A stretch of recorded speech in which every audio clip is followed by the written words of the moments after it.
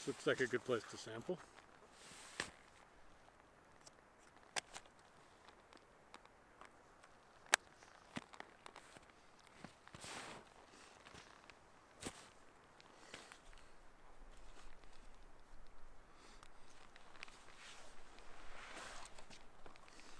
Now we have our good spot, not too steep a slope, not at the very base, kind of in the middle of the slope. Again, I've kept my stuff back.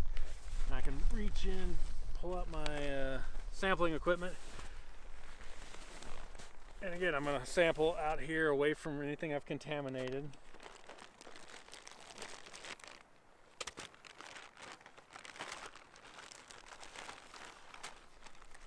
So first thing I'm going to do is use my GPS, mark the location.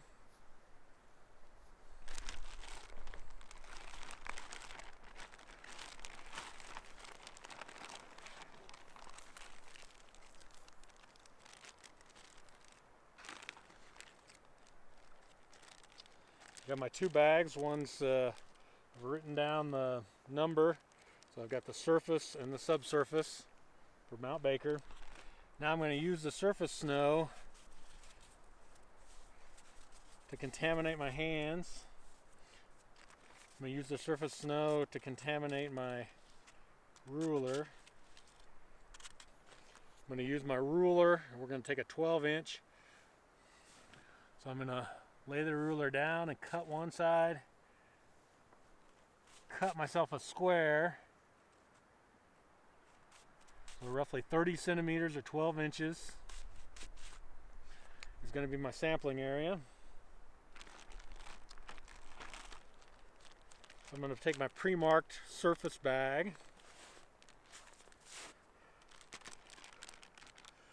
and just take the very little bit of snow that's touched the surface.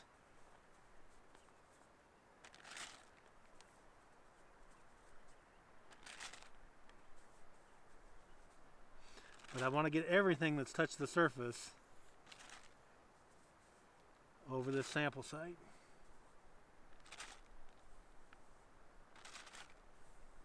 For the entire square.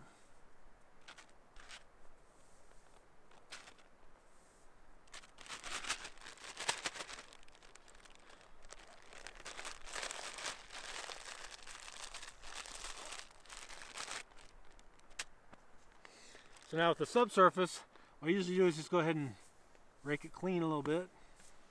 Just get all the anything I might have missed from the surface on the first time, clean it out.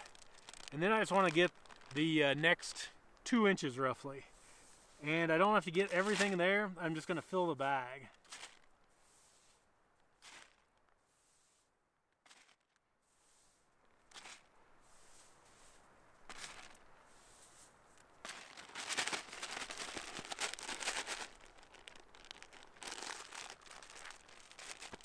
Check and make sure I got my Baker GPS number and subsurface written.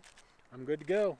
So now I'm going to take my snow samples and take my spare clothing or something that you've brought specifically for the purpose and wrap them up super well, and this will keep them cold.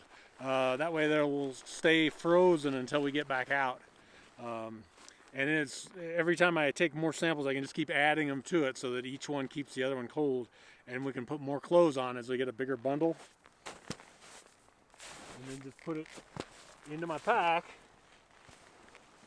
down here protected, and we're ready to go.